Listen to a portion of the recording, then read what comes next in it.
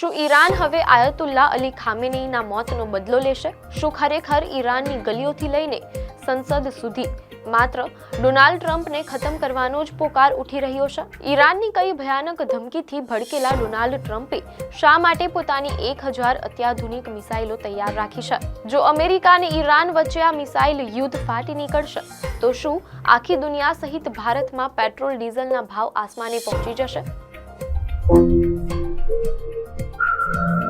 નમસ્કાર દર્શક મિત્રો, ધ લોકસત્તા શોમાં આપનું સ્વાગત છે. વૈશ્વિક રાજકારણ અને મિડલ ઈસ્ટના યુદ્ધના મેદાનમાંથી આ સમયના સૌથી મોટા અને ભયાનક સમાચાર સામે આવી રહ્યા છે. શું અમેરિકાના રાષ્ટ્રપતિ ડોનાલ્ડ ટ્રમ્પ પર કોઈ બહુ મોટું સંકટ તોડાઈ રહ્યું છે? શું ઈરાન હવે ટ્રમ્પને ખતમ કરવા માટે કોઈ પણ હદ વટાવવા તૈયાર થઈ ગયું છે? ઈરાનના પૂર્વ સર્વોચ્ચ નેતા આયતુલ્લા અલી ખામેનેઈના અવસાન બાદ આખા ઈરાનમાં શોકનો માહોલ છે. એક અઠવાડિયા સુધી ચાલેલા આ સત્તાવાર શોક સમારંભો માત્ર શ્રદ્ધાંજલિ સુધી સીમિત નથી રહ્યા, પરંતુ આ દરમિયાન આખા ઈરાનમાંથી માત્ર એક જ અવાજ સંભળાઈ રહ્યો છે, અને તે છે અમેરિકા અને ડોનાલ્ડ ટ્રમ્પ વિરુદ્ધ ભયાનક બદલાની માંગ. સમયની સાથે આ માંગ હવે વધુ સંગઠિત, ઉગ્ર અને રાજકીય રીતે અત્યંત ખતરનાક બની ચૂકી છે.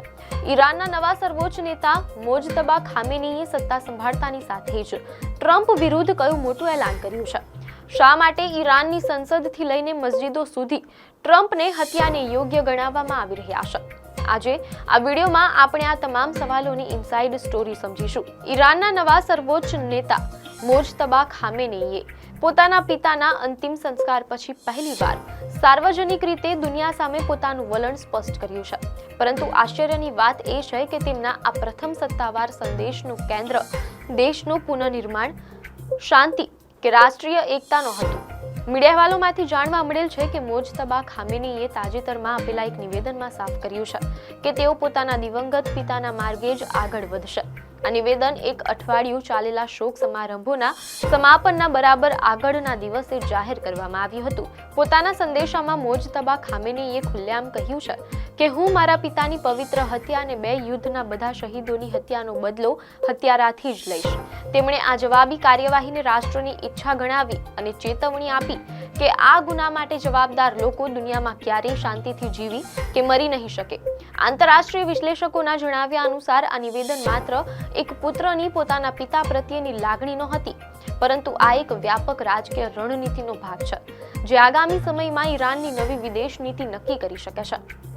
ઉત્તર પૂર્વી શહેર મશહદમાં ખામેનેઈની દફન વિધિ સાથે જ સત્તાવાર કાર્યક્રમો પૂરા થયા, પરંતુ આખા દેશમાં ગુસ્સાની આગ હજુ પણ ભભૂકી રહી છે.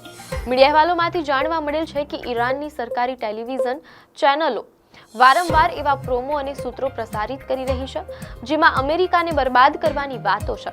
દેશના અલગ અલગ શહેરોમાં નીકળેલી શોક યાત્રાઓમાં લોકો એવા બેનર્સ અને પોસ્ટર્સ સાથે જોવા મળ્યા જેમાં અમેરિકાના રાષ્ટ્રપતિ ડોનાલ્ડ ટ્રમ્પ અને ઇઝરાયલના વડાપ્રધાન બેન્જામિન નેતન્યાહુને જ આ મોતના મુખ્ય જવાબદાર ગણાવવામાં આવ્યા છે.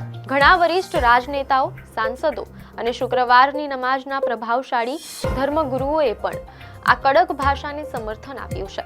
ઈરાનના પૂર્વ પરમાણુ મંત્રણાકાર અને નેતા સઈદ જલીલે તો ત્યાં સુધી કહી દીધું કે શહીદ નેતાનો બદલો લેવો એ માત્ર દેશનો અધિકાર જ નથી, પરંતુ તમામ અધિકારીઓનું પરમ કર્તવ્ય છે. બીજી તરફ સંસદની રાષ્ટ્રીય સુરક્ષા સમિતિના સભ્ય અલી ખેઝરિયાને સ્પષ્ટ શબ્દોમાં દાવો કર્યો છે કે વરિષ્ઠ ધર્મગુરુઓ દ્વારા બહાર પડાયેલા આદેશ હવે બદલાના તોફાનની સામૂહિક ઈચ્છામાં બદલાઈ ગયા છે, અને દુનિયાનો કોઈ પણ આયરન ડોમ હવે આ તોફાનને રોકી નહીં શકે.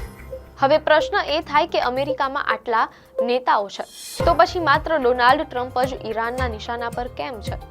ઈરાની સત્તાવાર નેરેટિવમાં ટ્રમ્પને માત્ર એક પૂર્વ કે વર્તમાન અમેરિકન રાષ્ટ્રપતિ તરીકે જોવામાં નથી આવતા. તેમને એક એવા કટ્ટર દુશ્મન તરીકે રજૂ કરવામાં આવે છે જેમણે તાજેતરના તણાવમાં ખામેનેઈ વિરુદ્ધના ઓપરેશનને કથિત રીતે મંજૂરી આપી હતી. પરંતુ આ ગુસ્સો આજકાલનો નથી, આની પાછળ એક જૂનો ઇતિહાસ પણ છે. મીડિયા રિપોર્ટ મુજબ ઈરાની કટ્ટરપંથીઓ વર્ષોથી એવું માનતા આવ્યા છે કે જાન્યુઆરી 2020માં બગદાદમાં થયેલા અમેરિકન ડ્રોન હુમલામાં ઈરાનના સૌથી શક્તિશાળી સૈન્ય કમાન્ડર કાસિમ સુલેમાનીની જે હત્યા કરવામાં આવી હતી તેનો અસલી બદલો હજુ સુધી લેવાયો નથી. તે ડ્રોન હુમલાનો સીધો આદેશ તત્કાલીન રાષ્ટ્રપતિ ડોનાલ્ડ ટ્રમ્પે જ આપ્યો હતો. તેથી ત્યાંના આકરા વલણ ધરાવતા જૂથો તેમને લાંબા સમયથી પોતાના હિટ લિસ્ટમાં ટોચ પર રાખતા આવ્યા છે. મીડિયા અહેવાલોમાંથી પ્રાપ્ત માહિતી મુજબ ખામેનેઈના અંતિમ સંસ્કાર દરમિયાન લાખો લોકોના હાથમાં અને મસ્જિદોના ગુંબજ પર લાલ રંગના ઝંડા લહેરાતા જોવા મળ્યા હતા. આ કોઈ સામાન્ય ઝંડા નથી. આ ઝંડા પર સ્પષ્ટ શબ્દોમાં શિયા પરંપરાનું સદીઓ જૂનું પવિત્ર સૂત્ર લખેલું હતું, યાલા થારાત અલ હુસૈન, જેનો સીધો અર્થ થાય છે હુસૈનનો બદલો લેનારા ઉઠો. તમને જણાવી દઈએ કે આ જ ધાર્મિક પ્રતીકવાદનો ઉપયોગ કરીને હવે ઈરાનની ગલીઓમાં ખામેનેઈની હત્યાનો બદલો જેવા પોસ્ટર લગાવવામાં આવ્યા હતા. સાથે જ અહેવાલોમાંથી એમ પણ જાણવા મળેલ છે કે વર્ષ 1979ની ઇસ્લામિક ક્રાંતિ પછી ઈરાનની સત્તાવાર વ્યવસ્થા આવા ધાર્મિક પ્રતીકોનો ઉપયોગ દેશની જનતાને યુદ્ધ માટે તૈયાર કરવા માટે કરતી આવી છે. જો કે ઈરાનનો ઇતિહાસ એ પણ દર્શાવે છે કે તેઓ સંઘર્ષના સમયે નિવેદનો અત્યંત આક્રમક કરે છે, પરંતુ પડદા પાછળ પોતાની રણનીતિ ઘણી વ્યવહારુ રાખે છે. પરંતુ આ વખતે નવા સર્વોચ્ચ નેતા મોજતબા ખામેનેઈ પોતે આ બદલાની આગને હવા આપી રહ્યા હોવાથી આ મામલો અત્યંત ગંભીર બની ગયો છે. મીડિયા અહેવાલોમાંથી એવી પણ માહિતી મળી રહી છે કે કેટલાક રિપોર્ટ અનુસાર એવો અંદાજ લગાવવામાં આવી રહ્યો છે કે ઇન્ટેલિજન્સ એજન્સીઓએ ટ્રમ્પને નિશાન બનાવવાના એક કથિત ઈરાની કાવતરા વિશે અમેરિકાને પહેલેથી જ ચેતવ્યું હતું. આ ગંભીર ધમકીઓ પર પોતે રાષ્ટ્રપતિ ડોનાલ્ડ ટ્રમ્પે પણ અત્યંત આક્રમક પ્રતિક્રિયા આપી છે.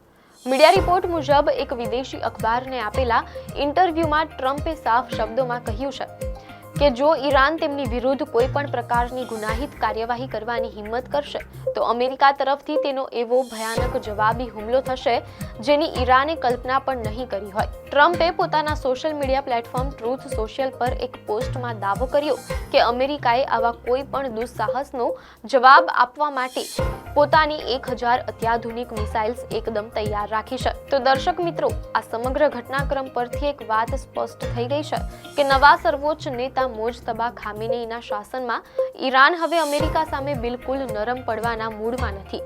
શિયા ધાર્મિક પ્રતીકોનો આ વ્યાપક ઉપયોગ અને સરકારી મીડિયા દ્વારા ફેલાવવામાં આવી રહેલો આક્રોશ એ વાતનો સંકેત છે કે મિડલ ઈસ્ટમાં શાંતિની સંભાવનાઓ હવે ધૂંધળી થઈ રહી હોય તેમ લાગી રહ્યું છે.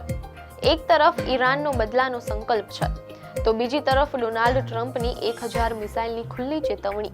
જો આ બંને દેશો વચ્ચે ટક્કર થશે તો તેની સીધી અસર ભારત સહિત આખી દુનિયાના અર્થતંત્ર અને પેટ્રોલ ડીઝલના ભાવ પર પડી શકે છે. આ ગંભીર મુદ્દા વિશે તમારું શું માનવું છે?